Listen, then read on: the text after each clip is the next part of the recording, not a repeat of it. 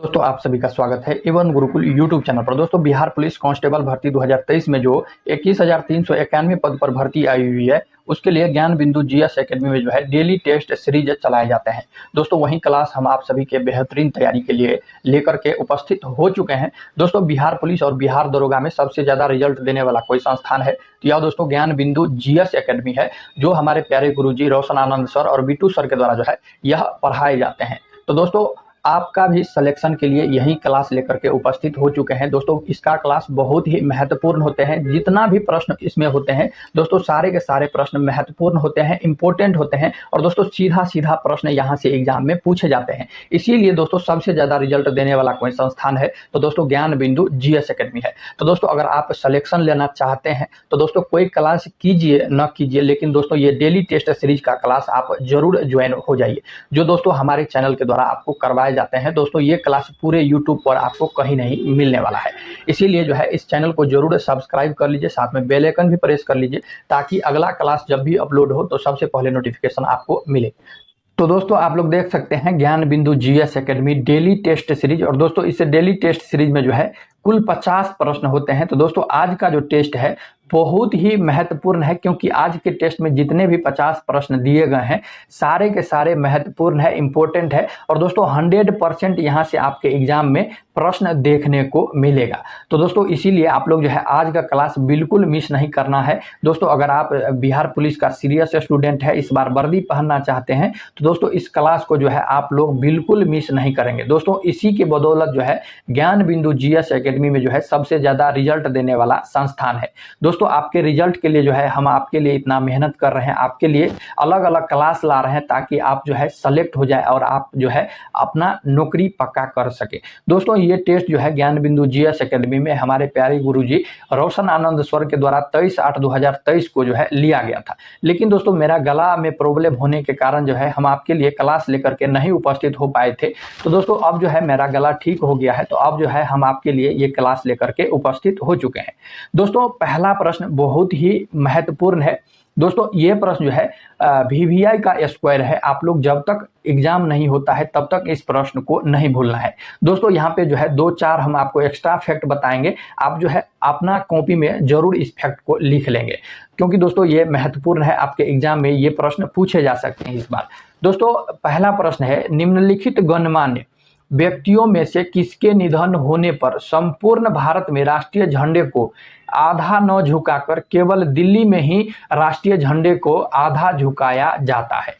तो वह दोस्तों कौन सा गणमान्य व्यक्ति के निधन होने पर संपूर्ण भारत में राष्ट्रीय झंडे को आधा न झुकाया जाता है, केवल दिल्ली राज्य में ही राष्ट्रीय झंडे को आधा झुकाया जाता है? तो वह दोस्तों भारत के राष्ट्रपति है या प्रधानमंत्री है या उपराष्ट्रपति है या भारत के मुख्य न्यायाधीश है। तो दोस्तों आप लोग ध्यान रखेंगे, भारत के मुख्य न्यायाधीश के निधन होने पर संपूर्ण भारत में राष्ट्रीय झंडे को आधा नहीं झुकाया जाता है, लेकिन दोस्तों केवल दिल्ली राज्य में जो है राष्ट्रीय झंडे को आधा झुका करके रखा जाता है भारत के मुख्य न्यायाधीश के निधन होने पर। तो दोस्तों पहला का जो है ऑप्शन डी राइट आंसर हो जाएंगे दोस्तों। लेकिन आप लोग ये भी ध्यान रखेंगे, भारत के मुख्य न्यायाधीश और लोकसभा के जो अध्यक्ष होते हैं, लोकसभा के जो स्पीकर होते हैं, इन दोनों के निधन होने पर जो है संपूर्ण भारत में राष्ट्रीय झंडे को आधा न झुकाकर केवल दिल्ली में ही राष्ट्रीय झंडे को जो है आधा झुकाया जाता है। तो आप लोग ध्यान रखेंगे वह भारत के मुख्य न्यायाधीश है और लोकसभा के अध्यक्ष, इन दोनों के निधन होने पर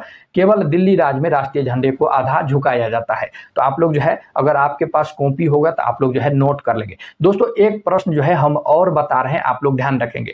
दोस्तों अगर ये पूछे इस प्रश्न को जो है यहाँ से दिल्ली से लेकर के यहाँ से लेकर के और यहाँ तक जो है छांट देते हैं, तो दोस्तों इसका प्रश्न जो है अलग हो जाएगा और इसका आंसर भी अलग हो जाएगा। तो दोस्तों आप लोग ध्यान रखेंगे, निम्नलिखित में से गणमान्य व्यक्ति में से किसके निधन होने पर संपूर्ण भारत में राष्ट्रीय झंडे को जो है आधा झुका करके रखा जाता है? अगर ये प्रश्न रहे तो दोस्तों इसका आंसर बदल जाता है। आप लोग ध्यान रखेंगे, आप अपने कॉपी में लिख लेंगे। दोस्तों वर्तमान के भारत के राष्ट्रपति, प्रधानमंत्री और उपराष्ट्रपति का जब निधन हो जाते हैं वर्तमान में, दोस्तों वर्तमान में राष्ट्रपति कौन है, अगर दोस्तों इनका जो है निधन अभी हो जाए तो दोस्तों ये इसका जो है भारत में राष्ट्रीय झंडे को, संपूर्ण भारत में राष्ट्रीय झंडे को जो है कुल 12 दिनों तक जो है झुका करके रखा जाता है, आप लोग ध्यान रखेंगे। दोस्तों वर्तमान के जितने भी राष्ट्रपति, प्रधानमंत्री और उपराष्ट्रपति होते हैं, इनका निधन होने पर संपूर्ण भारत में राष्ट्रीय झंडे को जो है कुल 12 दिनों के लिए झुका करके रखा जाता है, आप लोग ध्यान रखेंगे। और दोस्तों जितने भी पूर्व के राष्ट्रपति, प्रधानमंत्री और उपराष्ट्रपति होते हैं, जितने भी पूर्व के राष्ट्रपति, प्रधानमंत्री और उपराष्ट्रपति होते हैं, इनके मृत्यु होने पर, इनके निधन होने पर जो है राष्ट्रीय झंडे को जो है पूरे संपूर्ण भारत में राष्ट्रीय झंडे को कुल 7 दिनों के लिए झुका करके रखा जाता है। तो आप लोग ध्यान रखेंगे दोस्तों, अगर वर्तमान के रहे तो 12 दिनों के लिए, अगर पूर्व के रहे तो दोस्तों ये 7 दिनों के लिए राष्ट्रीय झंडे को जो है झुका करके रखा जाता है।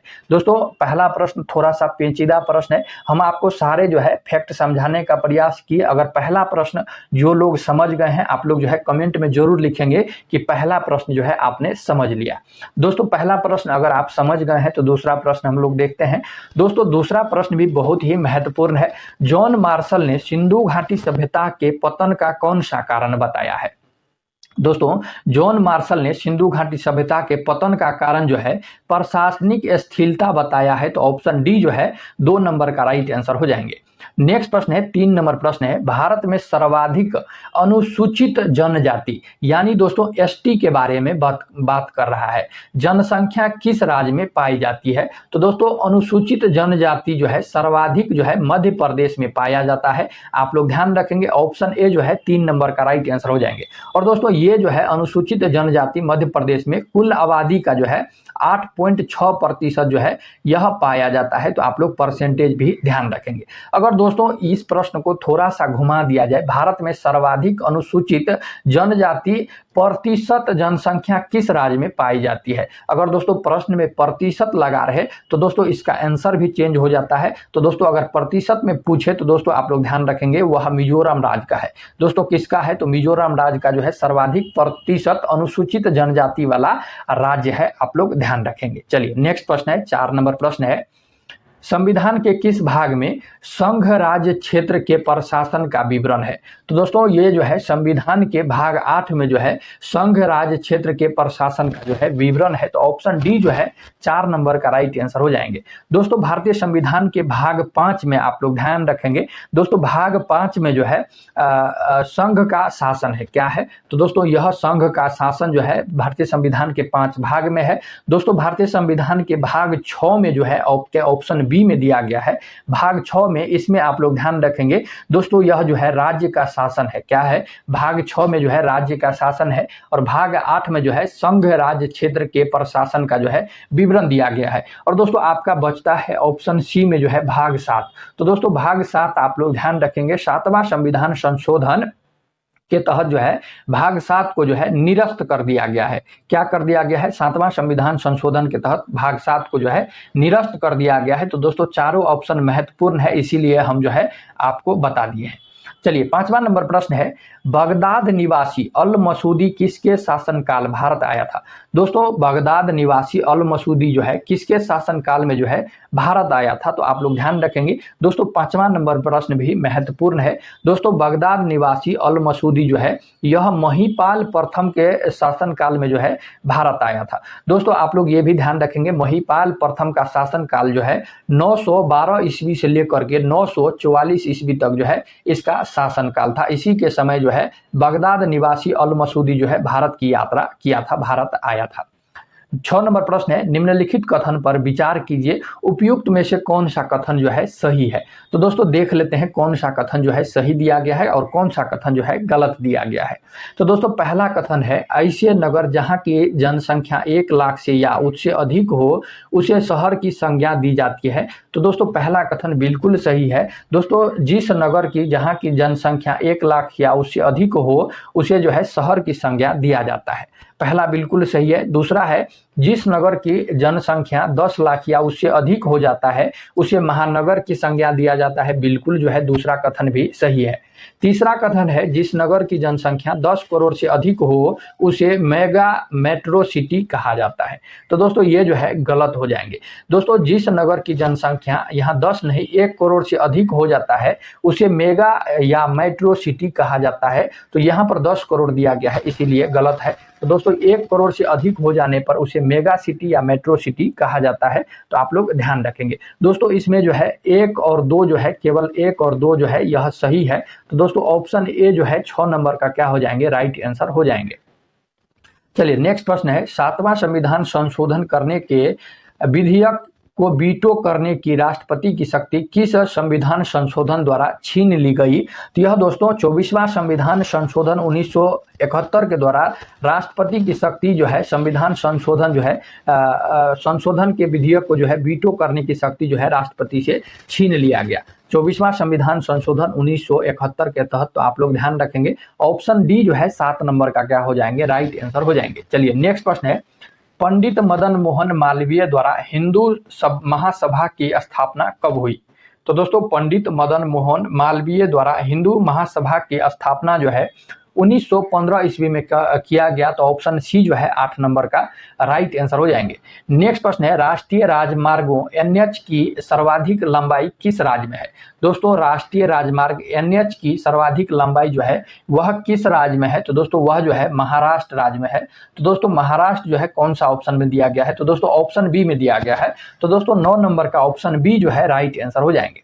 दोस्तों नेक्स्ट प्रश्न है, विश्व विरासत स्थलों की सूची में शामिल चंपानेर पावागढ़ पुरातात्विक उद्यान किस राज्य में अवस्थित है? तो यह दोस्तों आप लोग ध्यान रखेंगे गुजरात राज्य में अवस्थित है। ऑप्शन ए जो है 10 नंबर का क्या हो जाएंगे, राइट आंसर हो जाएंगे।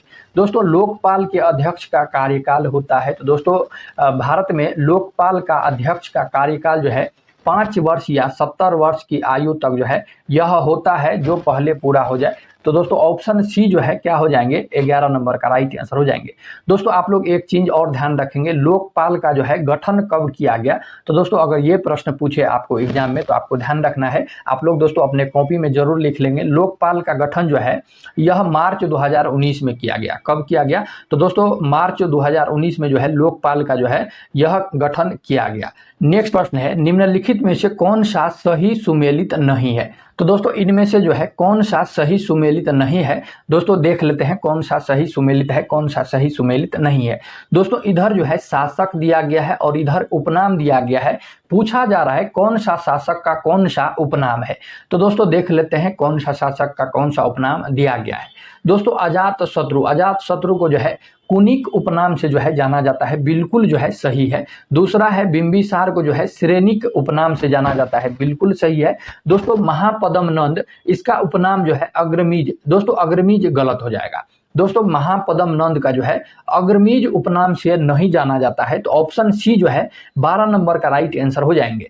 दोस्तों ऑप्शन जो है महापद्म नंद जो है यह अग्रमीज नहीं जाना जाता है, आप लोग ध्यान रखेंगे। 12 का ऑप्शन सी राइट आंसर हो जाएंगे। आखिर दोस्तों महापद्म नंद की उपनाम कौन सा है? तो आप लोग ध्यान रखेंगे। दोस्तों महापद्म नंद जी को जो है एकराट, भार्गव और दोस्तों सर्वत्रांक कहा जाता है, इसका उपनाम है। तो दोस्तों क्या क्या है? तो दोस्तों एकराट के नाम से जो है महापद्म नंद को जाना जाता है, भार्गव के उपनाम से भी महापद्म नंद जी को जाना जाता है और दोस्तों सर्वत्रांक के उपनाम से भी जो है महापद्म नंद जी को जाना जाता है। दोस्तों ये अग्रमीज जो दिया गया है, आप लोगों ने एक शासक का नाम सुने होंगे दोस्तों, घनानंद। दोस्तों ये नंद वंश के जो है अंतिम शासक थे। तो दोस्तों घनानंद का जो है उपनाम अग्रमीज है। क्या है? तो दोस्तों अग्रमीज है। दोस्तों महापद्म नंद जी जो है यह नंद वंश की पहला शासक और दोस्तों स्थापना जो है नंद वंश की महापद्म नंद जी ने किया था। और दोस्तों नंद वंश के अंतिम शासक कौन थे? तो दोस्तों घनानंद थे। तो दोस्तों आप लोग देख रहे हैं दोस्तों इस सेट में जो है कितने बेहतरीन तरह से सर का जो है प्रश्न अरेंज करने का जो है तरीका जो होता है बहुत ही महत्वपूर्ण होता है। अगर दोस्तों इस तरह से स्टूडेंट को पढ़ाया जाए, जिस तरह से हम आपको बता रहे हैं, तो दोस्तों प्रश्न जो है अगर आप 10 भी आप सेट लगा लेते हैं तो दोस्तों आप जो है एग्जाम में बेहतर से बेहतर स्कोर कर पाएंगे। दोस्तों आपका इतिहास, भूगोल, दोस्तों आपका सभी चीजें कंप्लीट होते चल जाएगा, क्लियर होते चला जाएगा। और दोस्तों स्टूडेंट को अगर इस तरह से बताया जाता है तो दोस्तों उसे पढ़ने में भी रुचि आता है। तो दोस्तों सर का जो है क्वेश्चन अरेंज करने का तरीका हमको तो बहुत अच्छा लगता है, बहुत अच्छा लगता है, इसीलिए स्टूडेंट जो है यहाँ से ज्यादा सेलेक्ट होते हैं। तो दोस्तों ये जो है प्रश्न अरेंज करने का तरीका होता है। दोस्तों किस तरह से स्टूडेंट जो है पढ़े उसको अच्छा लगे, तो दोस्तों ये जो है प्रश्न अरेंज करने का तरीका होता है। सलाम है ऐसे सर को जो इस तरह से प्रश्न जो है अरेंज करते हैं और दोस्तों स्टूडेंट को बताते हैं। इसीलिए जो है ज्ञान बिंदु जीएस एकेडमी में सबसे ज्यादा रिजल्ट देने वाला संस्थान है। तो दोस्तों महापद्म नंद जी जो है आप लोग ध्यान रखेंगे, नंद वंश की स्थापना किया था और अग्रमीज जो है यह घनानंद का उपनाम था और दोस्तों यह नंद वंश के अंतिम शासक थे। चलिए कालाशोक को जो है काक वर्ण के उपनाम से जाना जाता है, तो आप लोग ये भी ध्यान रखेंगे। 12 का ऑप्शन सी जो है राइट आंसर हो जाएंगे। नेक्स्ट प्रश्न है, पश्चिमी तट पर स्थित कौन सा बंदरगाह लौह अयस्क निर्यात के लिए प्रसिद्ध है? तो दोस्तों पश्चिमी तट पर कौन सा बंदरगाह जो है लौह अयस्क निर्यात के लिए जो है प्रसिद्ध है? तो यह दोस्तों मोरमुआगो। कौन सा? तो दोस्तों यह मोरमुआगो जो बंदरगाह है यह लौह अयस्क के लिए पश्चिमी तट पर यह स्थित है। ऑप्शन बी जो है 13 नंबर का राइट आंसर हो जाएंगे। 10वीं अनुसूची के उपबंधों को प्रभावी करने के लिए नियम बनाने की शक्ति किसके पास है? तो दोस्तों नियम बनाने की शक्ति जो है यह सदन का अध्यक्ष का होता है। तो दोस्तों ऑप्शन डी जो है क्या हो जाएंगे? 14 नंबर का राइट आंसर हो जाएंगे। ऑप्शन डी जो है 14 नंबर का राइट आंसर हो जाएंगे। चलिए नेक्स्ट प्रश्न है, बिहार में काफी लोकप्रिय हुए सूफी सिलसिला फिरदौसी किस सूफी सिलसिला के एक शाखा थी? तो दोस्तों फिरदौसी जो है यह सुहरावर्दी सिलसिला का जो है एक शाखा थी। तो ऑप्शन बी जो है 15 नंबर का राइट आंसर हो जाएंगे। दोस्तों सुहरावर्दी सिलसिला जो है इसकी स्थापना शिहाबुद्दीन सुहरावर्दी ने किया था और दोस्तों ये जो है सुहरावर्दी सिलसिला मुल्तान के क्षेत्र में प्रसिद्ध था। तो दोस्तों इसकी स्थापना और दोस्तों यह किस क्षेत्र में प्रसिद्ध था? तो आप लोग ध्यान रखेंगे यह मुल्तान के क्षेत्र में प्रसिद्ध था और दोस्तों शिहाबुद्दीन सुहरावर्दी ने जो है इसकी स्थापना किया था। दोस्तों आपके ऑप्शन में चिश्ती सिलसिला दिया गया है, ये चिश्ती सिलसिला जो है बहुत ही महत्वपूर्ण है, आप लोग ध्यान रखेंगे। दोस्तों चिश्ती सिलसिला जो है अजमेर के क्षेत्र में प्रसिद्ध था, तो आप लोग ये भी ध्यान रखेंगे। दोस्तों यह भारत के अजमेर के क्षेत्र में जो है यह प्रसिद्ध था और दोस्तों यह मुल्तान के क्षेत्र में जो है प्रसिद्ध था, तो आप लोग दोनों चीजें ध्यान रखेंगे। नेक्स्ट प्रश्न है, निम्नलिखित कथन पर विचार कीजिए, उपयुक्त में से कौन सा कथन सही नहीं है? कौन सा यानी कथन जो है गलत है? तो दोस्तों दो कथन है, पहला और दूसरा, देख लेते हैं कौन सा कथन सही है कौन सा कथन गलत है। दोस्तों पहला कथन है, राष्ट्रीय राजमार्ग परिधिकरण NHAI राष्ट्रीय राजमार्ग के विकास, रखरखाव एवं प्रबंधन का कार्य करता है। इसकी स्थापना 1995 ईस्वी में किया गया था। दोस्तों पहला कथन जो है बिल्कुल सही है, सभी का सभी शब्द जो है 100% सही है। दोस्तों दूसरा है, भारतीय विमानपत्तन अधिकरण AAI हवाई अड्डा के विकास, रखरखाव एवं प्रबंधन का कार्य करता है। इसकी स्थापना 1997 ईस्वी में किया गया। तो दोस्तों ये जो है 1997 ईस्वी में, यहाँ तक दोस्तों यहाँ तक क्या है तो सही है, लेकिन दोस्तों ये जो है इसकी स्थापना 1997 ईस्वी में किया गया, ये पॉइंट गलत हो जाएगा, इसीलिए दूसरा जो है यह क्या हो जाएगा? गलत हो जाएगा। तो दोस्तों इसमें से कौन सा सही नहीं है? तो दोस्तों केवल दूसरा सही नहीं है, तो दोस्तों केवल दूसरा जो है ऑप्शन बी जो है 16 नंबर का राइट आंसर हो जाएंगे।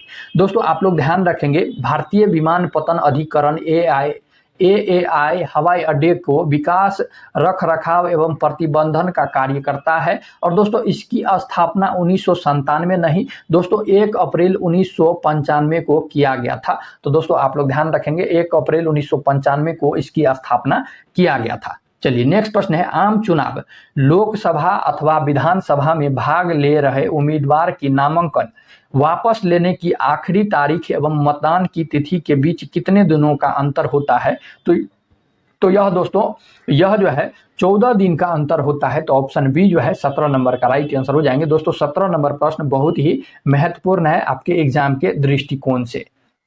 18 नंबर प्रश्न है, भारतीय राष्ट्रीय कांग्रेस ने किस अधिवेशन में धन के निष्कासन सिद्धांत को स्वीकार किया तथा सदस्यों द्वारा पहली बार इस सिद्धांत का व्याख्यान दिया गया था? तो यह दोस्तों कलकत्ता अधिवेशन 1896 ईस्वी में किया था। तो ऑप्शन बी जो है 18 नंबर का राइट आंसर हो जाएंगे। और दोस्तों कलकत्ता अधिवेशन 1896 की अध्यक्षता किसने किया था? तो दोस्तों आप लोग ध्यान रखेंगे, इसमें अध्यक्ष जो है रहीमतुल्ला सयानी थे। कौन थे? तो दोस्तों रहीमतुल्ला सयानी जी इसकी अध्यक्षता किए थे। दोस्तों कलकत्ता अधिवेशन 1917 जो है ये एग्जाम के दृष्टिकोण से महत्वपूर्ण है। दोस्तों कलकत्ता अधिवेशन 1917 की अध्यक्षता जो है एनी बेसेंट ने किया था। किसने किया था? तो दोस्तों एनी बेसेंट ने किया था, आप लोग ध्यान रखेंगे। और दोस्तों कलकत्ता अधिवेशन 1896 की अध्यक्षता रहीमतुल्ला जी ने किया था। ऑप्शन 18 का बी ऑप्शन जो है राइट आंसर हो जाएंगे। 19 नंबर प्रश्न है यहाँ पर दोस्तों, यहाँ पर जो है 19 नंबर प्रश्न है, निम्नलिखित कथन पर विचार कीजिए, उपयुक्त में से कौन सा कथन सही है? तो दोस्तों यहाँ जो है 3 कथन है, 3 में से देख लेते हैं कौन सा कथन सही है, कौन सा कथन गलत है। तो दोस्तों पहला कथन है, पूर्व पश्चिम गलियारे के अंतर्गत भारत के पूर्व में सिलचर एवं पश्चिम में जो है पोरबंदर को सड़क मार्ग से जोड़ा जाएगा।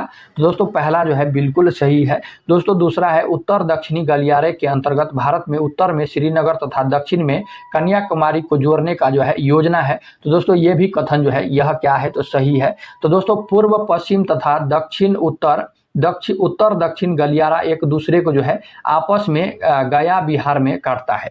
तो दोस्तों ये जो है गलियारा उत्तर दक्षिण और दोस्तों पूरब पश्चिम, ये गलियारा जो है यह बिहार में जो है नहीं काटता है, गया बिहार में जो है नहीं काटता है, इसीलिए ऑप्शन 3 का जो है गलत हो जाएगा। तो दोस्तों इसमें से पूछ रहा है कौन सा सही है? तो पहला और दूसरा सही है। तो दोस्तों ऑप्शन सी जो है 19 नंबर का राइट आंसर हो जाएंगे। दोस्तों आप लोग ध्यान रखेंगे, पूर्व पश्चिम तथा उत्तर दक्षिण गलियारा जो है एक दूसरे को यह उत्तर प्रदेश के झांसी में काटता है। कहां पर काटता है? तो दोस्तों उत्तर प्रदेश का जो है झांसी में काटता है, आप लोग ध्यान रखेंगे। ये ऑप्शन जो है ऑप्शन झांसी में काटता है, उत्तर प्रदेश के झांसी में, तो आप लोग ध्यान रखेंगे। इसीलिए जो है यहाँ पर गया बिहार दिया गया है, इसीलिए तीसरा ऑप्शन गलत हो गया। नेक्स्ट प्रश्न है, निम्नलिखित में से कौन सा विकल्प गलत है? तो दोस्तों कौन सा विकल्प जो है इसमें गलत है? तो दोस्तों पहला है, चंपा राज्य का शासक शैव मतावलंबी था। तो दोस्तों यह जो है बिल्कुल सही है। दूसरा, भारत ने इंडोनेशिया से पान की खेती सीखी, ये भी जो है बिल्कुल सही है। तो दोस्तों तीसरा है, मध्य एशिया में बौद्ध की प्रमुखता लगभग 7वीं सदी तक रही। तो दोस्तों ये भी कथन सही है। इंडोनेशिया के द्वीप बाली में आज भी बौद्ध धर्म प्रधान ही धर्म है। तो दोस्तों ये जो है गलत है। इंडोनेशिया के द्वीप बाली में आज जो है बौद्ध धर्म प्रधान नहीं है दोस्तों, यह हिंदू धर्म प्रधान है। क्या है? तो दोस्तों यह हिंदू धर्म प्रधान है, इसीलिए जो है यह गलत हो जाएगा। ऑप्शन डी जो है क्या है? तो दोस्तों मिलान जो है गलत है। ऑप्शन डी जो है 20 नंबर का राइट आंसर हो जाएंगे। चलिए नेक्स्ट प्रश्न है, स्वतंत्र भारत के प्रथम विधि आयोग का गठन कब हुआ था? तो दोस्तों इसका गठन 1955 ईस्वी में जो है किया गया था। तो ऑप्शन सी जो है क्या हो जाएंगे? राइट आंसर हो जाएंगे। और दोस्तों स्वतंत्र भारत के प्रथम विधि आयोग का जो है अध्यक्ष कौन थे? तो दोस्तों उसमें जो है अध्यक्ष MCC तलवार को जो है बनाया गया था। तो आप लोग ध्यान रखेंगे। नासिक अभिलेख में किस शासक के संबंध में यह कहा गया कि उसके घोड़े ने 3 समुद्र का पानी पिया है? तो यह दोस्तों गौतमी पुत्र सतकर्णी का जो है संबंध में कहा गया है। तो इसका घोड़ा जो है 3 समुद्र का पानी पिया था। तो ऑप्शन बी जो है 22 नंबर का राइट आंसर हो जाएंगे। निम्नलिखित कथन कौन सा कथन जो है सही नहीं है, यानी कि दोस्तों कौन सा कथन जो है गलत है? तो दोस्तों कौन सा कथन गलत है? तो दोस्तों ऑप्शन सी जो आप लोग देख रहे हैं, भारत में उत्पादित आधे से अधिक तंबाकू सिगरेट निर्माण में जो है प्रयोग किया जाता है। तो दोस्तों यह जो है गलत है। दोस्तों भारत में उत्पादित आधे से अधिक तंबाकू जो है सिगरेट में निर्माण में प्रयोग किया जाता है, ये कथन गलत है। तो दोस्तों 23 नंबर का ऑप्शन सी जो है राइट आंसर हो जाएंगे। दोस्तों भारत में उत्पादित आधे से अधिक तंबाकू जो होता है, जिसे गांव में खैनी बोलते हैं दोस्तों, खैनी जो है सिगरेट निर्माण में नहीं किया जाता है। दोस्तों खैनी जो है आधे से ज्यादा खाने में जो है प्रयोग किया जाता है, इसीलिए ऑप्शन सी जो है गलत हो जाएगा। तो ऑप्शन सी जो है क्या हो जाएंगे? 23 नंबर का राइट आंसर हो जाएंगे। दोस्तों खैनी जो है आधे से ज्यादा खाने में प्रयोग किया जाता है, आप लोग ध्यान रखेंगे। निम्नलिखित कथन पर विचार कीजिए, कौन सा कथन जो है यह सही है। दोस्तों यहाँ पर और प्रश्न है, कौन सा कथन जो है यह सही है, तो दो कथन दिया गया है। तो दोस्तों दोनों में से जो है देख लेते हैं कौन सा कथन गलत है, कौन सा कथन सही है। संविधान के 12वीं अनुसूची के तहत नगर पालिका को 18 विषय कार्य प्रदान किए गए हैं।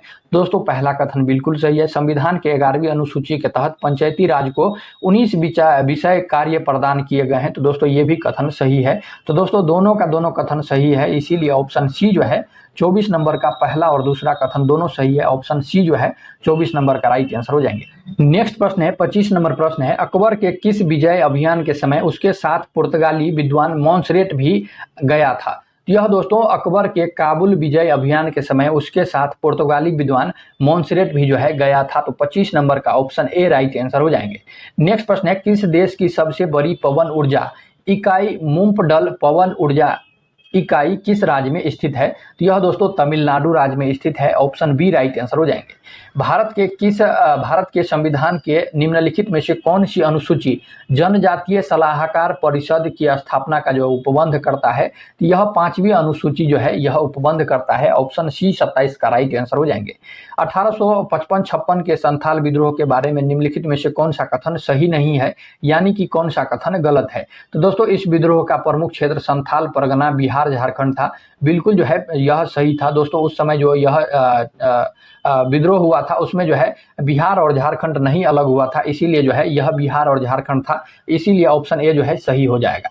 दोस्तों इस विद्रोह का मुख्य नेता सिद्धू व कान्हू थे। दोस्तों ये भी कथन बिल्कुल सही है। तीसरा है, इस विद्रोह को उलगुलान विद्रोह के रूप में जाना जाता है। तो दोस्तों यह जो है गलत हो जाएगा। दोस्तों इस विद्रोह को जो है उलगुलान विद्रोह के रूप में नहीं जाना जाता है। दोस्तों इस विद्रोह को जो है मुंडा विद्रोह के नाम से जाना जाता है। किसे? तो दोस्तों मुंडा विद्रोह के नाम से जाना जाता है। और दोस्तों मुंडा विद्रोह जो है बिरसा मुंडा के द्वारा जो है शुरू किया गया था। आप लोग ध्यान रखेंगे।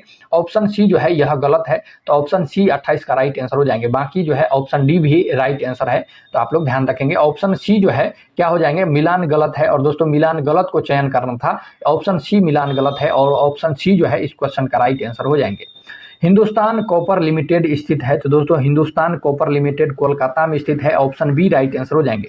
निम्नलिखित में से किस खेल को दक्षिण भारत में चेडू गुडू के नाम से जाना जाता है। तो यह दोस्तों कौन सा खेल है। तो दोस्तों इसे जो है कबड्डी को जो है चेडू गुडू के नाम से जो है दक्षिण भारत में जाना जाता है। ऑप्शन सी राइट आंसर हो जाएंगे। निम्नलिखित कथन पर विचार कीजिए, उपयुक्त में से कौन सा कथन सही है।